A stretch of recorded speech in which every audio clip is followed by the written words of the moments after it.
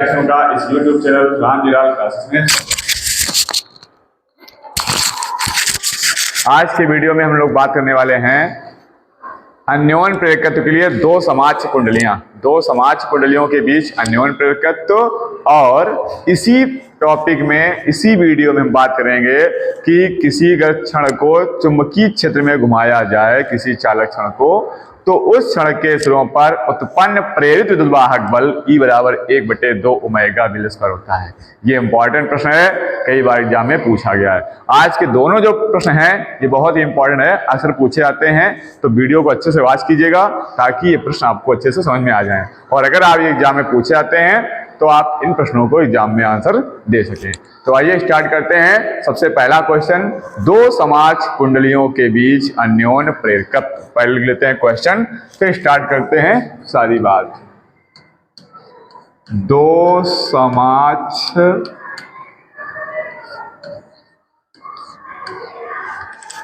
कुंडली कह सकते हो या यहाँ पे प्रणालिका भी लिख सकते हो।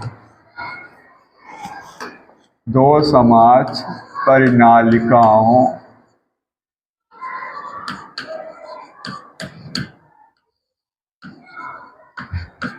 के बीच अन्योन प्रेरकत्व। समाज कोएक्सियल सोलेनाइड, प्रणालिका मतलब सोलेनाइड, और उस सोलेनाइड की वजह से निकालना है आपको चुंबकीय क्षेत्र। तो प्रणालिका के बारे में आप पढ़ चुके हैं, अन्योन प्रेरकत्व के बारे में पढ़ चुके हैं।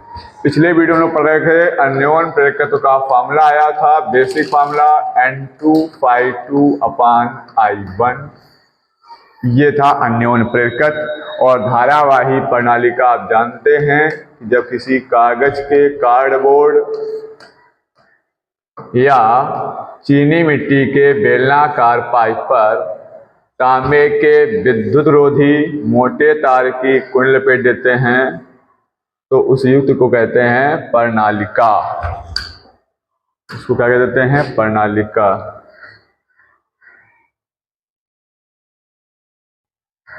ये इस टाइप की होती है अपनी प्रणालिका, और इसमें फ्लो कर देते हैं हम लोग करंट, तो वैसे धारावाही प्रणालिका। और प्रणालिका का काम होता है, इसके अंदर उत्पन्न होगा चुंबकीय क्षेत्र। क्या उत्पन्न होगा? चुंबकीय क्षेत्र। तो ये बेसिक बातें आप पढ़ चुके हैं। इसी के अकॉर्डिंग हम लोग स्टार्ट करते हैं अपने प्रश्न को। अब यहाँ पर दो प्रणालिकाएं हैं और सम अक्ष हैं, दोनों का अक्ष एक ही है। तो कैसे बनाते हैं? पहले हम बनाएंगे इसका फिगर, ध्यान जरा समझिएगा।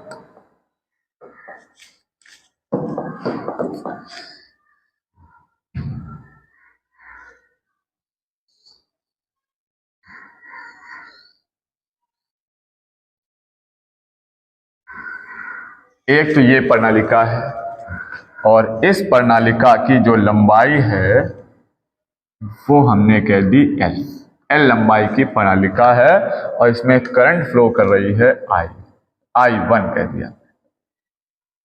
और इस प्रणालिका का नाम दिया हमने P। क्या नाम दिया? P। ये P धारावाही प्रणालिका है, और इस प्रणालिका में I करंट फ्लो कर रही है। अब इसके अगर दो समाज प्रणालिका, तो इसके केंद्र पर एक छोटी प्रणालिका और हम ले लेते हैं। एक प्रणालिका हम और ले लेते हैं।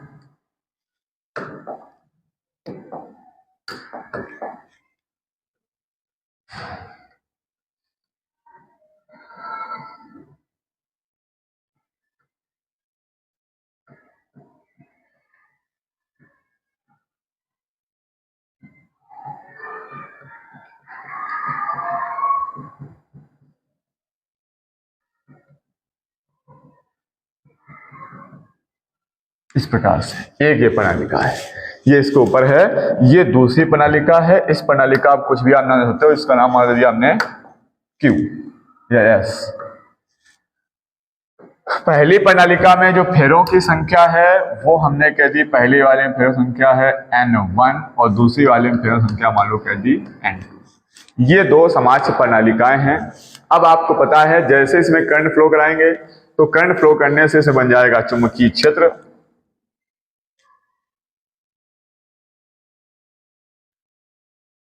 ये बन जाएगा इसमें चुंबकीय क्षेत्र। चुंबकीय क्षेत्र बन जाएगा तो फ्लक्स में परिवर्तन होगा। क्या होगा? फ्लक्स में परिवर्तन होगा। किस पर? दूसरी प्रणाली का। हमें क्या निकालना है? अन्योन प्रेरकत्व। ये है अन्योन प्रेरकत्व का फॉर्मूला N2 ∅2 अपान I1। I1 क्या होती है? प्राथमिक कुंडली में बहने वाली धारा। N2 क्या है? द्वितीयक प्रणालिका या कुंडली जो भी उस पर फेरों की संख्या। ∅2 क्या है? फ्लक्स में चेंज। तो हम पहले पता करते हैं, जब इस कुंडली में, जब इस प्रणालिका में धारा प्रवाहित करेंगे तो धारा के बहने से उत्पन्न हो जाता है चुंबकीय क्षेत्र। आपको पता है B इज प्रोपोर्शनल I। जैसे धारा बढ़ेगी वैसे चुंबकीय क्षेत्र बढ़ता जाएगा। तो भाषा में क्या लिखेंगे कि माना कि चित्र में L लंबाई की एक प्रणालिका P जिसमें फेरों की संख्या N1 है तथा इसमें I1 धारा प्रवाहित हो रही है।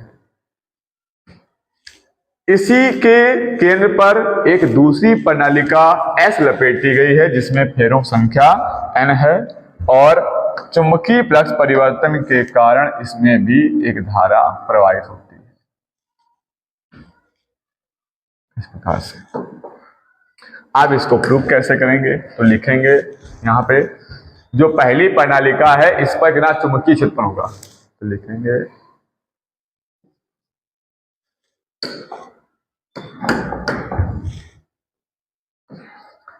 प्रणालिका P मतलब पहली प्रणालिका प्राइमरी, और ये S मतलब सेकेंडरी है द्वितीय। प्राथमिक प्रणालिका P के कारण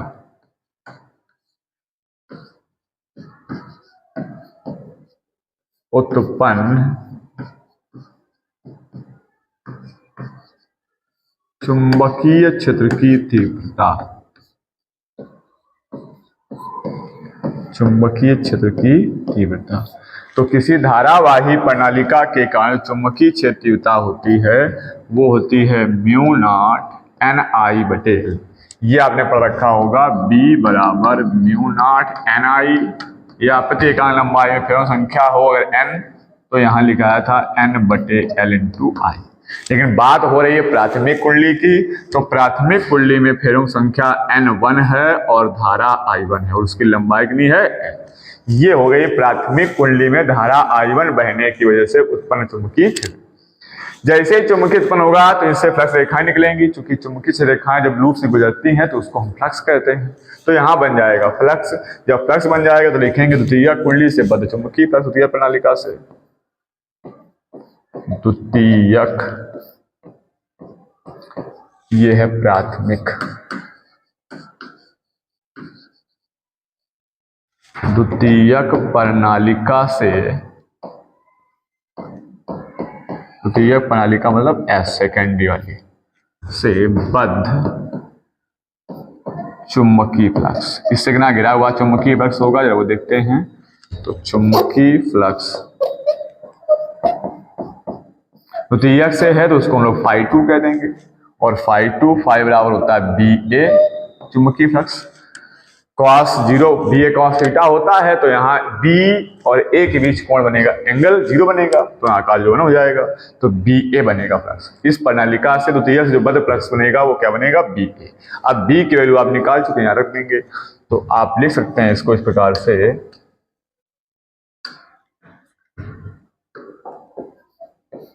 कि ∅2 बराबर B का मान mu naught N1 I1 upon L into A। ये क्या आ गया? फ्लक्स आ गया द्वितीय कुंडली, द्वितीय प्रणालिका से जो फ्लक्स गुजर रहा था वो। हमें क्या निकालना है? हमें निकालना है अन्योन प्रेरकत्व। आइए अब बात करते हैं अन्योन प्रेरकत्व की।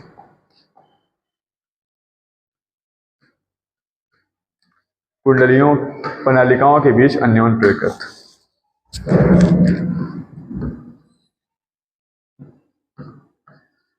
प्रणालिकाओं के बीच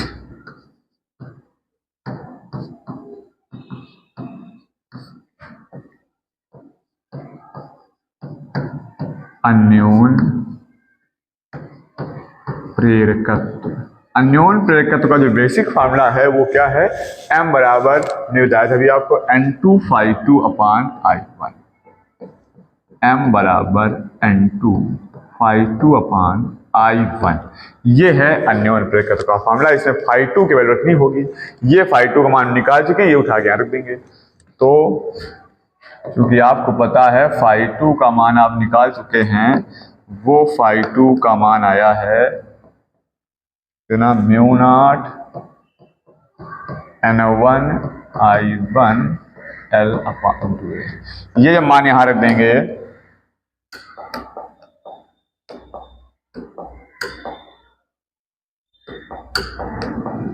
M बराबर N2 अपान I1 इंटू φ2, और φ2 का ये मान लिख लिया है μ0 N1 I1 A/L। तो यहां से आपका जो I1 और I1 है ये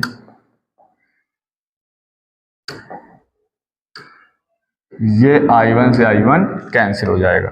जब ये कैंसिल हो जाएगा तो बचेगा क्या, M बराबर μ0 N1 N2 A/H। ये बन जाएगा आपका अन्योन प्रेरकत्व इन दो समाज कुंडलियों के बीच। बहुत नॉर्मल सा प्रश्न है। दो कुंडलियां हमने ले ली, पहली प्रणालिका ले ली। पहली प्रणालिका का निकाल लिया हमने चुंबकीय क्षेत्र, और हमें चूंकि यहाँ पर फ्लक्स चाहिए था, फ्लक्स का फॉर्मूला होता है BA, तो B चाहिए था, तो पहली प्रणालिका निकाल लिया B, और B का मान यहाँ रख दिया तो आ गया φ2, और ये होता है अन्योन प्रेरकत्व का फॉर्मूला। इसमें हमने φ2 का मान रख दिया, तो ये सिद्ध हो जाता है दो समाज प्रणालिकाओं के बीच अन्योन प्रेरकत्व। अब जो अगला हमारा प्रश्न है वो है कि अगर कोई L लंबाई की चालक छड़ है या तांबे की छड़ है और एक समान चुंबकीय क्षेत्र में अपने किसी अक्ष के परता घूम रही हो, तो उसके सिरों के बीच उत्पन्न प्रेरित विद्युतवाहक बल। आइए कैसे निकालते हैं। तो पहले लिखेंगे हम लोग प्रश्न, और प्रश्न के बाद चलते हैं उसको सॉल्व करते हैं। क्वेश्चन क्या है,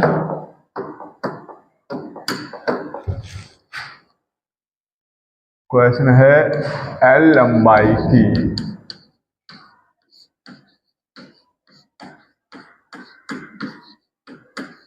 तांबे की छड़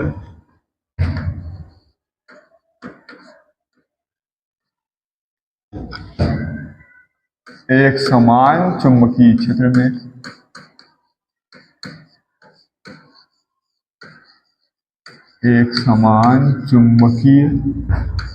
क्षेत्र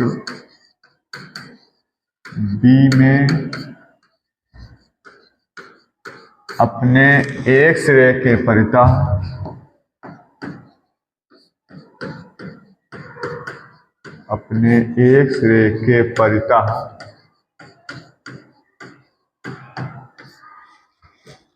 घूर्णन कर रही है या घूम रही है।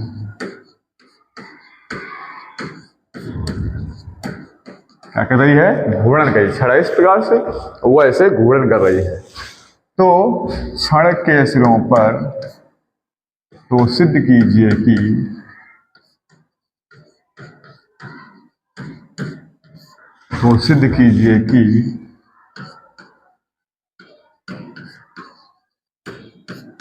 छड़ के सिरों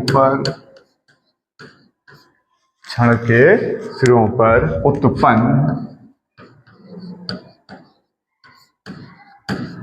प्रेरित विद्युतवाहक बल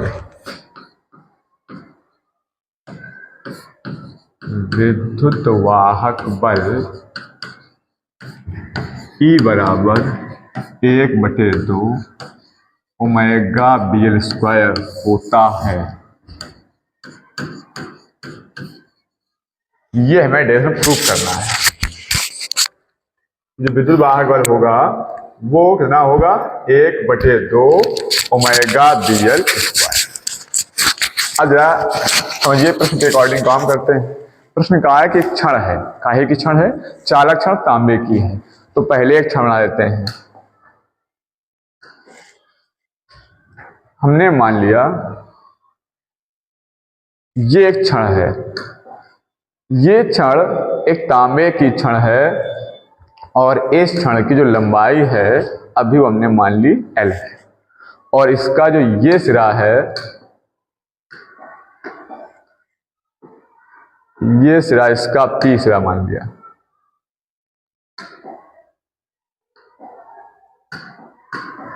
ये ओ सिरा मान लेते हैं, ये पी, ये एक ओपी हो गई क्षण, ये ओपी क्या है, एक क्षण है, और ये क्षण किसी चुंबकीय क्षेत्र में रखी है। अब ये अपने एक सिरे पर पड़ता है, ऐसे घूम रही है, मान लो इस ओ सिरे पर पड़ता है, ये क्षण ऐसे घूम रही है। जब क्षण घूमेगी चुंबकीय क्षेत्र में तो इसका एंगल चेंज होगा। क्या एंगल चेंज होगा, एंगल। और आप पढ़ चुके हैं चुंबकीय फ्लक्स, फाई बराबर बी ए कॉस थीटा। आपको पता है कि अगर बी या ए या थीटा तीनों में से कुछ भी, कोई भी अगर एक पॉइंट चेंज होता है, बी चेंज हो रहा है या ए चेंज हो रहा है, थीटा चेंज हो रहा है, कोई भी एक राशि चेंज हो रही है, तो आपका फ्लक्स चेंज हो जाएगा। अगर फ्लक्स चेंज हो गया तो आप जानते हैं चुंबकीय फ्लक्स परिवर्तन की वजह से वहां बन जाता है प्रेरित विद्युद्वाहक बल। प्रेरित धारा नहीं बनती है, प्रेरित धारा क्यों नहीं बनती है, क्योंकि धारा बनने के लिए बंद लूप होना चाहिए, बंद कुंडली होनी चाहिए। तो ये क्षण है, इसलिए इसमें केवल क्या उत्पन्न होगा, प्रेरित विद्युद्वाहक बल उत्पन्न होगा। और वो प्रेरित विद्युद्वाहक बल कितना होना चाहिए, E बराबर 1/2 ओमेगा V स्क्वायर होता है। ये बात आपको प्रूव करनी है। तो हमने कहा कि ये L लंबाई की एक चालक क्षण OP है, जो अपने एक सिरे O के परता एक समान चुंबकीय क्षेत्र में घूम रही है। जब ये घूम रही होगी, देखिए क्या होगा कि कुछ देर बाद, कुछ समय पश्चात ये घूमते घूमते घूमते घूमते मान लो इस पॉइंट पे आती है, ऐसे घूम रही चारों ओर। अरे आप ऐसा समझिएगा कि ये क्षण है और ये ऐसे घूम रही है, ऐसे घूम रही होगी। अब ये जब यहां पर आ जाती है,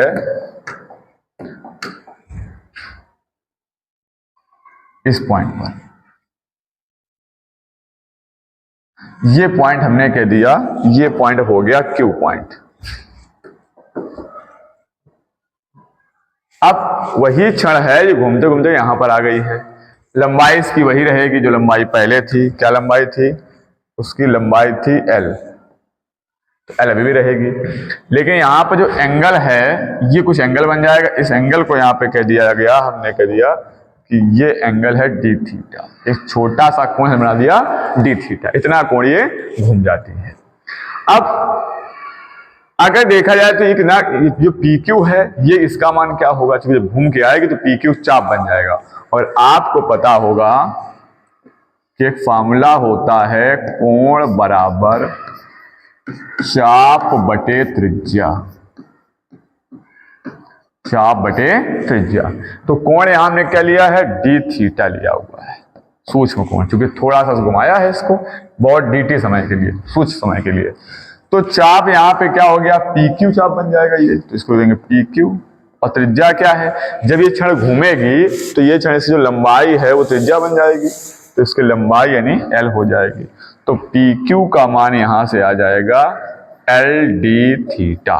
ये जो PQ चाप बना है, इसकी वैल्यू आ जाएगी LD थीटा। इतना चाप, ये इतनी दूरी घूम गई, डी थीटा कोण बहुत सूक्ष्म समय में DT समय मान लीजिएगा। अब जब ये घूमेगी तो इतना एरिया चुंबकीय क्षेत्र में ये कवर कर लेगी।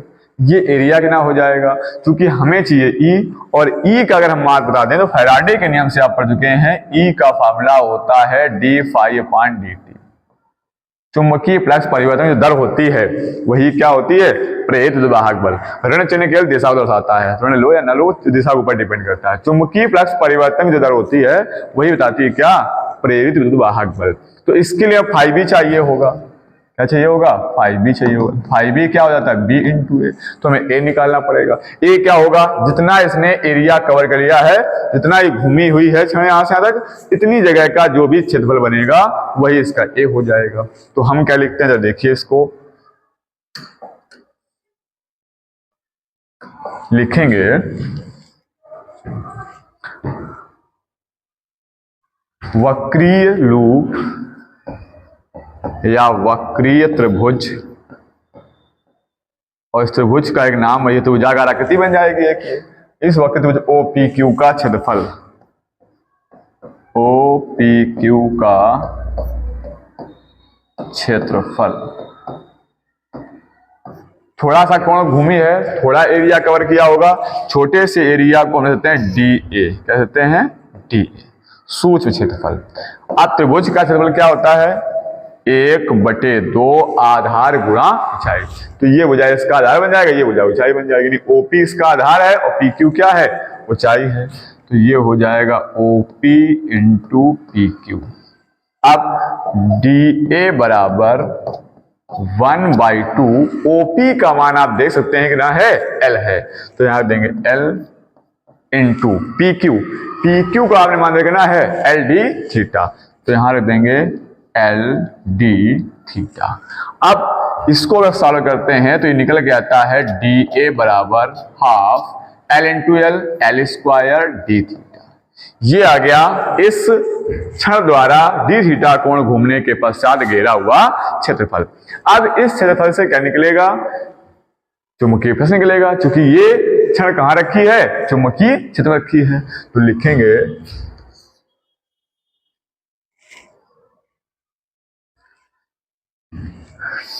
यहां लिख लेते हैं कि dt समयांतराल में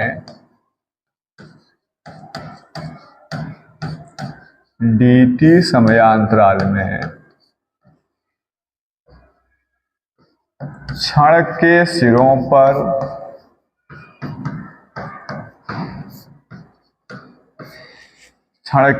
पर उत्पन्न प्रेरित विद्युत वाहक बल E का मान निकालना है। तो फैराडे के नियम से होता है E बराबर डी फाई बी अपान डी टी। और फाई बी क्या होता है, क्योंकि आप जानते हैं फाई बराबर क्या होता है, बी ए हो जाता है।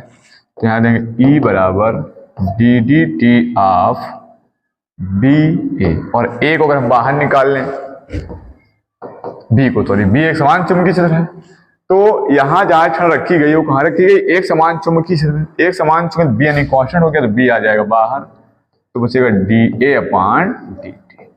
क्या बचेगा, D A upon D T. ये D A upon D T, अगर डी ए का मान लिखा हुआ ये आप डी ए का मान निकाल चुके हो, ये डी ए का मान आप यहां रख देंगे आकर के।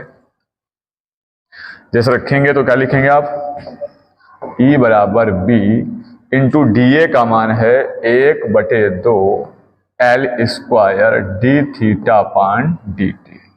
और जो डी थीटा पान डी टी होता है ये आपका लिखा है कोणीय विस्थापन बटे समयांतराल। क्योंकि आपको पता होना चाहिए ये ओमेगा होता है कोणीय वेग, कोणीय विस्थापन बटे समयांतराल। ये आपने 11th पढ़ रखा है। जब भी कोई वस्तु घूर्णन गति करती है या वृत्तीय गति करती है तो एकांक समयांतराल में तय कोणीय विस्थापन को कोणीय वेग कहते हैं। तो ओमेगा बराबर होता है डी थीटा पान डी टी, कोणीय विस्थापन बटे समयांतराल क्या होता है, कोणीय वेग। तो डी थीटा पान डी टी से कर देंगे हम ओमेगा लिख देंगे। तो यहां लिख सकते हैं हम लोग, यहां पर लिख सकते हैं कि E बराबर 1/2, या जैसा लिखा वैसे लिख लीजिएगा कि B into 1/2 L square D theta पान डी टी क्या हो जाएगा, ओमेगा हो जाएगा। इसको हम ऐसे लिख सकते हैं E बराबर 1/2 ये ओमेगा और ये B एल स्क्वायर। ये आपका सिद्ध हो जाता है प्रेरित विद्युत वाहक बल E बराबर 1/2 ओमेगा बी एल स्क्वायर। यही प्रश्न करने को कहा था। प्रश्न बहुत आसान है, अगर थोड़ा ध्यान देंगे अक्सर प्रयोग में पूछा भी जाता है प्रश्न। ये प्रश्न था कि एल लंबाई की तांबे की क्षण थी जो एक समान चुंबकीय बी में या बी तीव्रता वाले चुंबकीय क्षेत्र में अपने एक सिरे के परता घूर्णन कर रही थी। तो सिद्ध कीजिए क्षण के सिरों पर उत्पन्न प्रेरित वाहक बल E बराबर 1/2 ओमेगा बी स्क्वायर होता है। हमने एक क्षण ले ली तांबे की, उसकी लंबाई L मान ली, क्षण का नाम दे दिया OP। तो OP एक चालक क्षण जिसकी लंबाई L है। ये एक समान चुंबकीय क्षेत्र मान लो, यहाँ लिख सकते हो आप, B लिख दीजिएगा।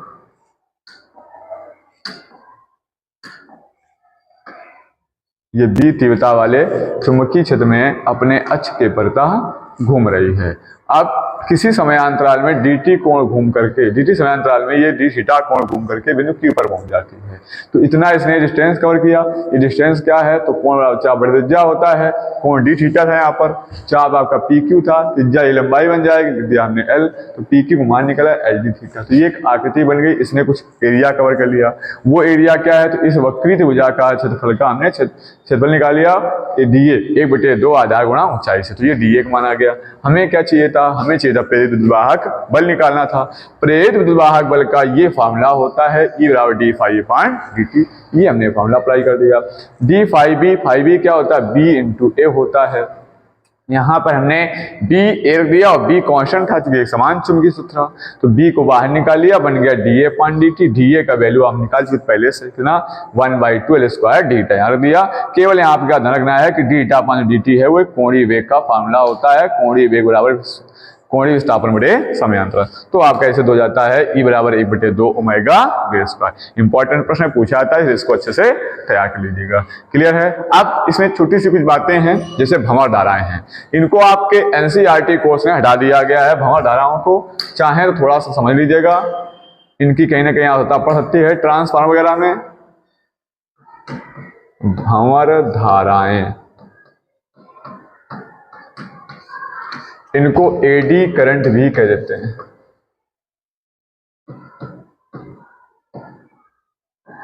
इनको NCERT ने हटा दिया है सिलेबस से।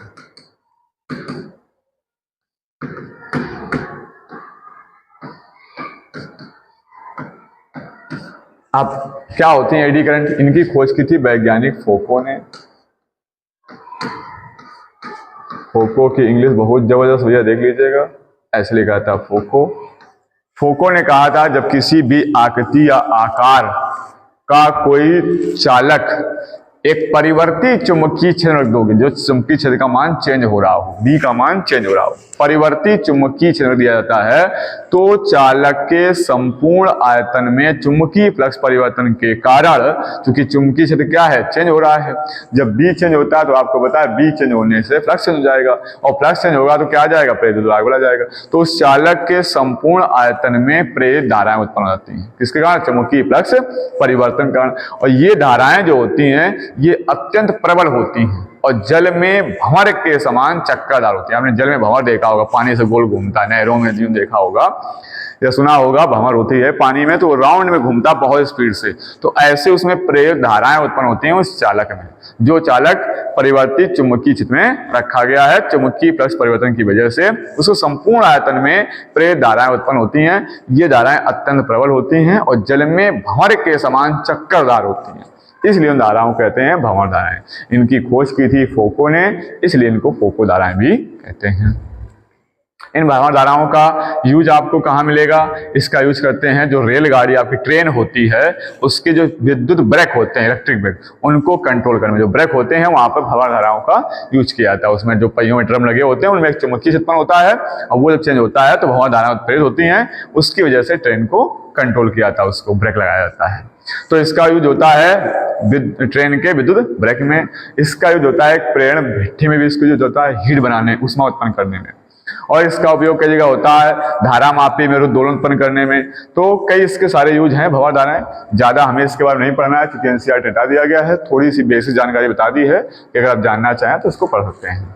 अब इस चैप्टर में केवल एक पॉइंट बचा हुआ पढ़ाने का आपको, वो है AC जनरेटर, प्रत्यावर्ती धारा जनित्र या डायनेमो। तो इस डायनेमो को हम अपने अगले वीडियो में पढ़ाएंगे आकर के। तब तक के लिए जितना भी इस वीडियो में पढ़ाया गया है, जो प्रश्न हैं, इनको अच्छे से तैयार कर लीजिएगा ताकि ये क्वेश्चन अगर बोर्ड एग्जाम में पूछे जाएं तो आप अच्छे से उनको कर सकें। अगर वीडियो अच्छा लगा हो तो लाइक और शेयर कीजिए। Thanks for watching my video.